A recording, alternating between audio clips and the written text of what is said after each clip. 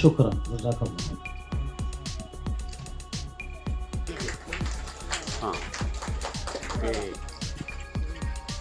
شكرا. شكرا جزاك الله خير.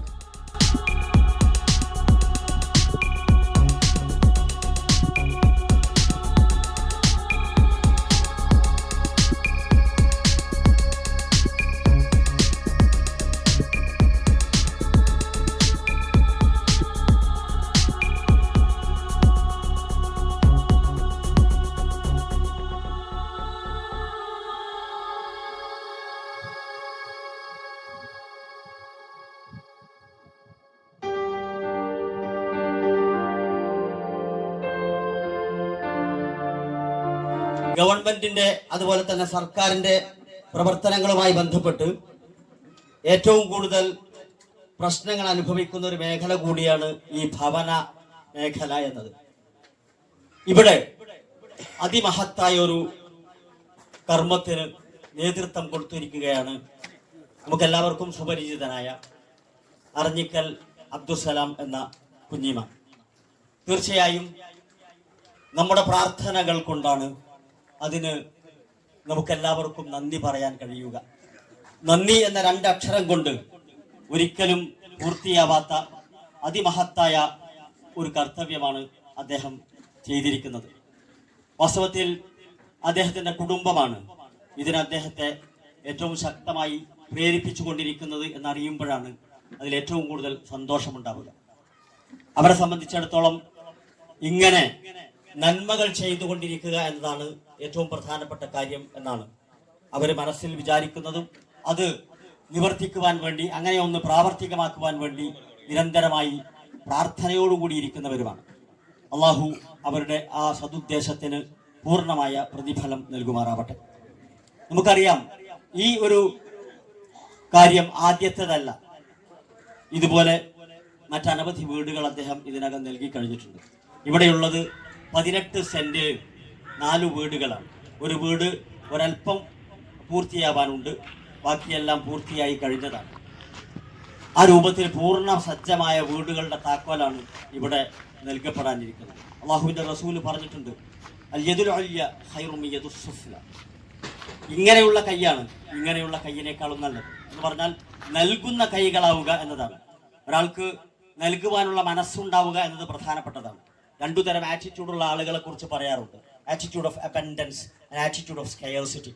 Attitude of abundance എന്ന് പറഞ്ഞാൽ മനസ്സ് ശുദ്ധമായ അനുഗ്രഹീതനാണ് ഞാനെന്ന തോന്നലുണ്ടാകുന്ന മനസ്സാണ്. അതിന് കുറെ പണമുണ്ടായത് കൊണ്ട് കാര്യമില്ല. എത്ര പണമുണ്ടായാലും ഒരു പക്ഷേ ആ ഒരു മാനസികാവസ്ഥയിൽ ആളുകൾ എത്തിക്കൊള്ളണമെന്നില്ല. ഞാൻ അനുഗ്രഹീതനാണ്, എനിക്കെല്ലാം ഉണ്ട്, അതുകൊണ്ട് ഞാൻ നൽകുന്നവനാവുക എന്ന ചിന്ത മനസ്സിൽ വരണമെങ്കിൽ മനസ്സ് വല്ലാത്ത വിശാലമായിരിക്കണം. ആ വിശാല മനസ്സിന്റെ ഹൃദയത്തിന്റെ ഉടമയാണ് അബ്ദുസലാം എന്ന് അദ്ദേഹം തന്റെ പ്രവൃത്തിയിലൂടെ ഇവിടെ തെളിയിച്ചിരിക്കുകയാണ്.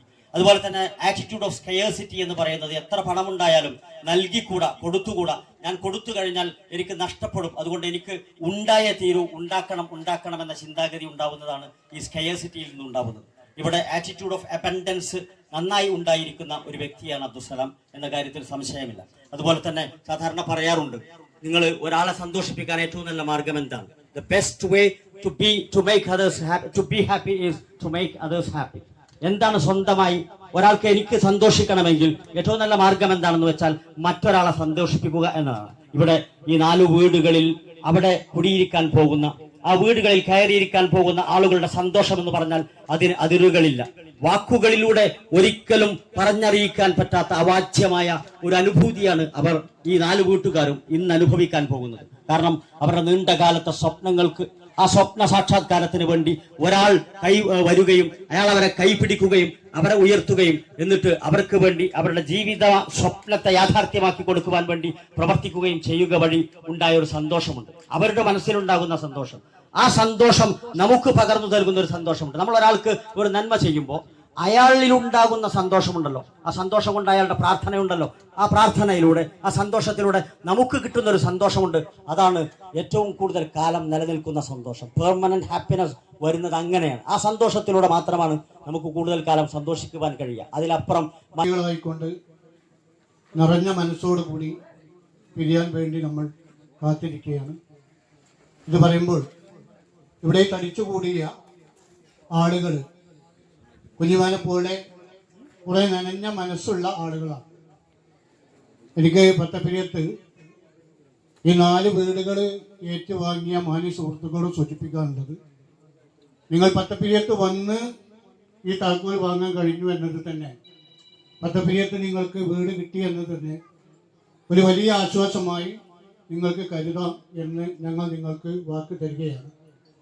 നിങ്ങളൊരിക്കലും ഈ പ്രദേശത്ത് വന്നു എന്നതുകൊണ്ട് ഒരിക്കലും പ്രയാസപ്പെടേണ്ട ഒരവസ്ഥ ഉണ്ടാവുകയില്ലെന്ന് ഇത്രയും ആളുകളെ സാക്ഷി നിർത്തിക്കൊണ്ട് ഞങ്ങൾ സൂചിപ്പിക്കുകയാണ്. കുഞ്ഞുമാൻ ഒരു സമൂഹം ചെയ്യേണ്ട ഒരു വലിയ ഉത്തരവാദിത്വം കുഞ്ഞുമാനും അവൻ്റെ കുടുംബവും കൂടി പേരമക്കളടക്കമുള്ള ഒരു തീരുമാനത്തിൽ നിന്നുണ്ടായതാണ്. സാധാരണ ഇങ്ങനെയൊക്കെ വീടുകൾ വെക്കാറുള്ളത് ഏതെങ്കിലും സംഘടനാ പ്രവർത്തകർ ചെന്ന് ഇന്ന ആളുണ്ട്, ഇന്ന സ്ഥലത്തുണ്ട് എന്നൊക്കെ ആവശ്യപ്പെടുമ്പോൾ അവരിൽ നിന്ന് കിട്ടുന്ന ഒരു പ്രചോദനമാണ് വീടുകൾ ഉണ്ടാവാറുള്ളത്. നേരെ മറിച്ച് ഈ 4 വീടുകളും ഇതിനു മുമ്പ് അവർ ചെയ്ത വീടുകളൊക്കെ ഒരു തീന്മേശയ്ക്ക്, അവരുടെ ഡൈനിങ് ഹാളിലുള്ള തീന്മേശയ്ക്ക് ചുറ്റുമുള്ള ഭക്ഷണക്കളികളിലേക്ക് കൈകൾ വെക്കുമ്പോൾ ഉണ്ടാകുന്ന തീരുമാനങ്ങളിൽ നിന്നുണ്ടായതാണ് എന്ന് നമ്മളെല്ലാവരും മനസ്സിലാക്കണം. കുഞ്ഞുമാൻ്റെ ജ്യേഷ്ഠ സഹോദരൻ ജമാൽ ചെറിയാപ്പ് ഒരിക്കൽ ഞങ്ങളോട് സൂചിപ്പിക്കുകയുണ്ടായി. ഒരു കാര്യം സൂചിപ്പിച്ചപ്പോൾ അദ്ദേഹം ഞങ്ങളോട് ചോദിച്ചു, പത്തപ്പിരിയം മഹല്ലിൽ ഓടിടാത്ത, അന്നൊക്കെ അങ്ങനെയായിരുന്നു, ഓടിടാത്ത പുല്ല് മേഞ്ഞ ഏതെങ്കിലും ഒരു വീടുണ്ടോ എന്ന് ചോദിച്ചപ്പോൾ അത് കാണിച്ചു കൊടുക്കാൻ നമുക്ക് സാധിച്ചിട്ടില്ലായിരുന്നു. കാരണം പത്തപ്പിരിയത്തുള്ള നമ്മുടെ മഹല്ലിൽ ഒരു ഓടിടാത്ത വീട് പോലും അന്ന് ഇല്ലായിരുന്നു. കഴിഞ്ഞ കാലങ്ങളായി ബഹുമാന്യൻ ജമാലും അദ്ദേഹത്തിൻ്റെ അറഞ്ഞിക്കൽ ഗ്രാനൈറ്റുമൊക്കെ പത്തപ്പിരിയത്ത് ഒരാളും അറിയാതെ, സകാത്ത് കമ്മിറ്റിയോട് പോലും അദ്ദേഹം ആളുകളുടെ പേര് പറയാതെ കഴിഞ്ഞ വർഷവും അതിന് ഉന്നത വർഷം ഈ വർഷവുമൊക്കെ 1-ലധികം വീടുകൾ നൽകിയവരാണ്. ഇതിനവർക്ക് ജാതി മതഭേദമെന്നെ എല്ലാ ആളുകൾക്കും അവർ നൽകിയിട്ടുണ്ട്. നമുക്ക് ഇവിടെ കൂടിയ ആളുകൾക്ക് അവരോടുള്ള ബാധ്യത അവിടെ നിറഞ്ഞ മനസ്സോടു കൂടി ഈ ഒരു സംരംഭം നാഥൻ സ്വീകരിക്കട്ടെ എന്ന് ആത്മാർത്ഥമായി പ്രാർത്ഥിക്കാം. അള്ളാഹു അനുഗ്രഹിക്കുമാറാവട്ടെ. ജീവിതത്തിന്റെ ബുദ്ധിമുട്ട് എന്താണ് എന്ന് ഒരിക്കലും അനുഭവിച്ചിട്ടില്ല. റമദാൻ നോമ്പെടുത്തത് കൊണ്ട് മാത്രമാണ് മക്കൾക്ക് വിശക്കുന്നൊരു വയറുണ്ട് എന്ന് അനുഭവിക്കാൻ സാധിച്ചിട്ടുള്ളത്. സ്വർഗീയമായ സർവത്ര സൗകര്യങ്ങളിലുമാണ് എൻ്റെ മക്കളും പേരമക്കളും ഒക്കെ വളർന്നുകൊണ്ടിരിക്കുന്നത്. പക്ഷേ മനുഷ്യർ ഇങ്ങനെയുമുണ്ട് എന്ന് അവർക്ക് കാണിച്ചു കൊടുക്കുവാനാണ് ഗ്രാമത്തിലേക്ക് പോയത്. അതിൽ മൂത്ത മകന്റെ മനസ്സിൽ അത് വല്ലാതെ സ്വാധീനിച്ചു. കാരണം ഒരു വീട് അത് ചോർന്നൊലിക്കുന്നതാണ്, അത് ടാർപോളിൻ കൊണ്ട് മറച്ചു കെട്ടിയതാണ്. അതിന്റെ ഉള്ളിൽ തന്നെയാണ് ആടിനെയും കെട്ടിയിട്ടുള്ളത്. അവിടെ നിന്നുള്ള മക്കൾ പുറത്തിറങ്ങിയപ്പോൾ വേണ്ടത്ര വസ്ത്രം ധരിക്കാത്ത കുട്ടികളാണ് പുറത്തിറങ്ങിയത്. ആ വീടും രൂപവും കണ്ടപ്പോൾ മകൻ ചോദിച്ചു, ബാപ്പ ഇത് മനുഷ്യര് താമസിക്കുന്ന ഇടമാണോ എന്ന്. ഇതില് മനുഷ്യര് താമസിക്കുമോ എന്ന മക്കളുടെ ചോദ്യം. ഇതിവരുടെ വീടാണ്. ഞാൻ ആളെ പേരൊന്നും പറയുന്നില്ല. അദ്ദേഹം ആ ഗ്രാമത്തിൽ അത്തരത്തിലുള്ള ചില വീടുകൾ ഏറ്റെടുക്കുകയും അവർക്ക് സൗകര്യപ്രദമായ ഒരു വീടുണ്ടാക്കി കൊടുക്കുകയും ചെയ്തു. അതിനും മക്കളെ കൊണ്ടുപോയി കാണിച്ചു കൊടുത്തു. ഞാൻ സൂചിപ്പിക്കുന്നത്, ഇവിടെ പേരമക്കളാണല്ലോ ഈ താക്കോൽ ദാനം ചെയ്യുന്നത്. അത് വലിയ ഒരു പ്രചോദനമാണ്. ജീവിതത്തിന്റെ സൗകര്യങ്ങളിലൂടെ ജീവിച്ചു പോകുന്ന നമുക്ക് പലപ്പോഴും വിഷമിക്കുന്നവന്റെ ദുരവസ്ഥകൾ അറിഞ്ഞുകൊള്ളണമെന്നില്ല. അതിൽ നമ്മുടെ മക്കളെ നമ്മൾ കൈപിടിച്ചു കൊണ്ടുവരേണ്ടതുണ്ട്. അവർക്കും അറിയേണ്ടതുണ്ട് വിഷമിക്കുന്ന മനുഷ്യർ ഈ ലോകത്തുണ്ട്. ആ വിഷമം പരിഹരിച്ചു കൊടുക്കുന്നത് എന്റെ കൂടി കടമയാണ്. അതിലൂടെ ഞങ്ങൾക്കും പരലോകത്തേക്ക് എന്തെങ്കിലുമൊക്കെ സമ്പാദിക്കാൻ സാധിക്കുമെന്നുള്ള ശക്തമായ പ്രചോദനം ആ മക്കൾക്ക് കൂടി നൽകുന്ന ഒരു പ്രവൃത്തി കൂടിയാണ് ഇവിടെ ചെയ്യുന്നത്. ഇതൊരു നല്ല കാര്യത്തിന് വേണ്ടി പ്രചോദിപ്പിക്കുക എന്നതും വലിയൊരു പുണ്യകർമ്മമാണ്. ഞാൻ അവസാനിപ്പിക്കുകയാണ്. വളരെ മഹത്തായ ഒരു പുണ്യകർമ്മത്തിന് സാക്ഷിയാകുവാൻ വേണ്ടിയാണ് നമ്മളെല്ലാം ഒത്തുചേർന്നിട്ടുള്ളത്. ഇതൊരു സാലിഹായ കർമ്മമായി റബ്ബ് തആല സ്വീകരിക്കുമാറാകട്ടെ. ഇത് എല്ലാ നന്മക്കുമുള്ള പ്രചോദനമായി തീരട്ടെ.